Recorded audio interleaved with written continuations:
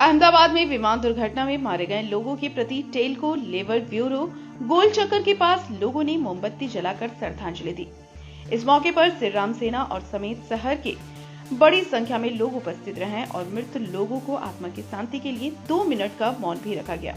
उसके बाद लोगों ने मोमबत्ती जलाकर श्रद्धांजलि सभा का आयोजन किया। घटना के लोगों ने उचित जांच की मांग की ताकि भविष्य में दोबारा इस तरह की घटना न हो। बहुत दुखद घटना है और रात सोनू फोन किए करीब 9-10 बजे हम कल्याणी को भी बताया कि ऐसी बात है और आज कैंडल जलाने का हम लोग प्रोग्राम रखे। बहुत खुशी तो नहीं रखे, बहुत दुखद घटना है और मन तो अंदर से बहुत दुखी थे कि छोटे छोटे बच्चे गए, परिवार का परिवार उजड़ गया। इसमें जिसको कहते हैं ना कि जाके रातों साया मार सके ना कोई, इसमें एक आदमी बच गया। तो मेडिकल कॉलेज के बच्चों का क्या गलती था, ना प्लेन में थे, ना कोई सफ़र में थे, ना कहीं थे, लेकिन वहाँ हुआ। डॉक्टर के हॉस्टल में भी जो प्लेन गिरा वहाँ भी काफ़ी लोग गए।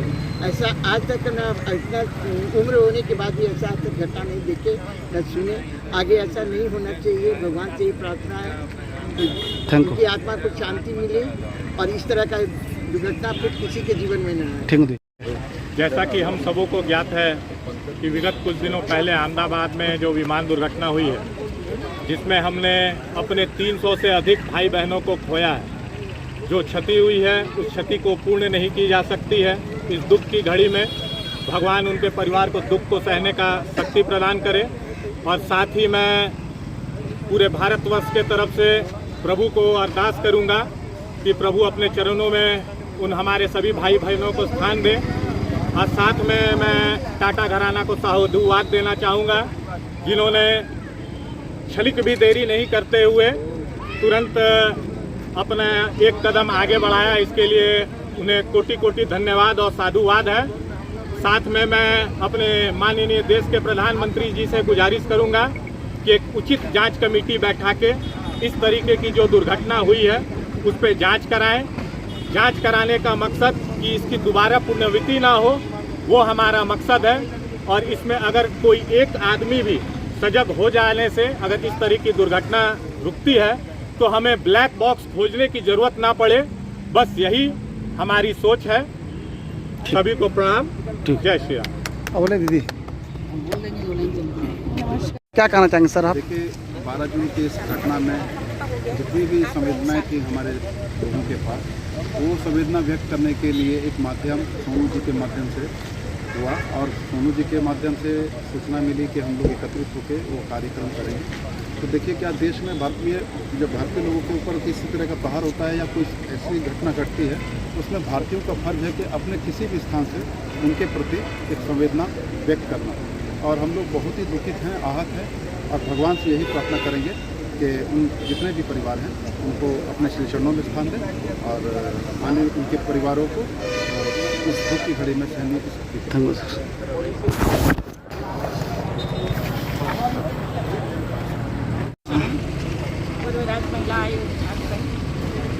सबसे बड़ी बात है कि आज जिस तरह से 12 तारीख को ये दुर्घटना हुई, ये जमशेदपुर नगरी ही नहीं पूरे देश के लोग चिंतित हैं। और दूसरी बात ये है कि उस प्लेन में जितने हमारे भाई बंधु बैठे थे उसमें एक परिवार के 5 लोग थे, एक डॉक्टर परिवार, हमारे पूर्व सीएम गुजरात भी थे।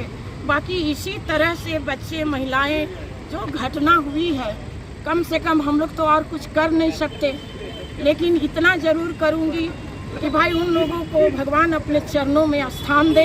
उनके लिए आज हमारे सोनू भाई, हमारी मंजू दी और ये रवि और जितने हमारे इस टाटा के नगरी में टाटा मोटर्स के कर्मचारी सामूहिक रूप से एक क्षण के लिए हम लोग थोड़ा सा उन लोगों के नाम पर मौन धारण किया और उसके बाद उनकी आत्मा की शांति के लिए आज हम लोग एक कैंडल जलाई है।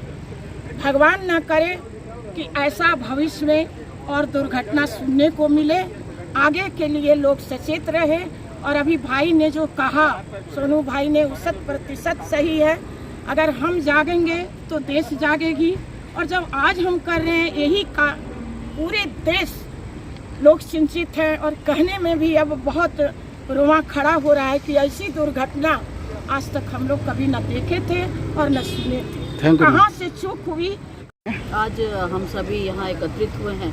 मानवता के नाते आप देख रहे हैं कि हमारे नौजवान भाई ज़्यादा हैं, उनके मन में एक संवेदना है, बहुत ही आघात है कि ऐसी दुर्घटना देश में हुई। और सभी लोग, हालांकि इतने दूर से हम लोग बहुत कुछ कर नहीं पा रहे हैं, लेकिन हम लोग ईश्वर से ये प्रार्थना कर रहे हैं कि दोबारा इस तरह की घटना देश में ना हो।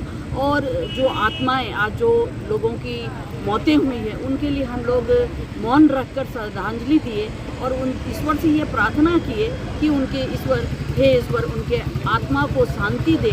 और जिन परिवारों में लोगों का जो मौत हुआ है, उनको इतनी शक्ति दे कि ऐसी दुर्घटनाओं को वो कैसे सहेंगे, क्योंकि आप देख रहे हैं कि 1 मिनट में क्या हादसा हो सकता है। और साथ ही हम लोग ये अपने अंदर ये अहंकार जो है, लोगों के मन में जो अहंकार रहता है कि मैं, उसका हम लोग विनाश कर रहे हैं कि ऐसा अहंकार कोई नहीं जानता कि अगला पल क्या होने वाला है। तो हम सभी मिलकर यहाँ उन सभी के प्रति अपने आत्मा से उनको श्रद्धांजलि देने के लिए एकत्रित हैं। कहना चाहेंगे आज के दिन आप लोग? जी, सर्वप्रथम तो ऐसी खबर जो हमें मिली थी उससे मन विचलित हो गया था पूरा हमारे जमशेदपुर कहेंगे पूरे देश में। ऐसी खबर से सभी भारतवासियों का मन विचलित हो गया। दुखद घटना थी। जितने भी लोगों ने अपनी उस प्लेन दुर्घटना में अपना जान गंवाई, उसके लिए पूरा भारत जो है दुखी है। और आज उनकी आत्मा की शांति के लिए हम लोग बैंकों में निवलगिरी चौक में आज सोनू भाई के नेतृत्व में आज एक शोक सभा और मौन रख करके उनकी आत्मा की शांति का लिए प्रार्थना की। और ईश्वर उन सभी को श्री चरणों में अपना स्थान दे और भविष्य में ऐसी घटना नहीं होनी चाहिए। इसके लिए भारत सरकार को उचित कदम उठाने चाहिए। एविएशन कंपनियों को भी उचित ध्यान देना चाहिए, क्योंकि एक आदमी की भी जान कीमती है। यहाँ तो 300 से ज़्यादा जानें चल गई हैं। वो सब भारत के नागरिक थे, कुछ विदेशी थे। इससे अपने देश की अर्थव्यवस्था में भी चोट पहुँचती है और हमारे जो इंफ्रास्ट्रक्चर उस पर भी सवाल उठता है।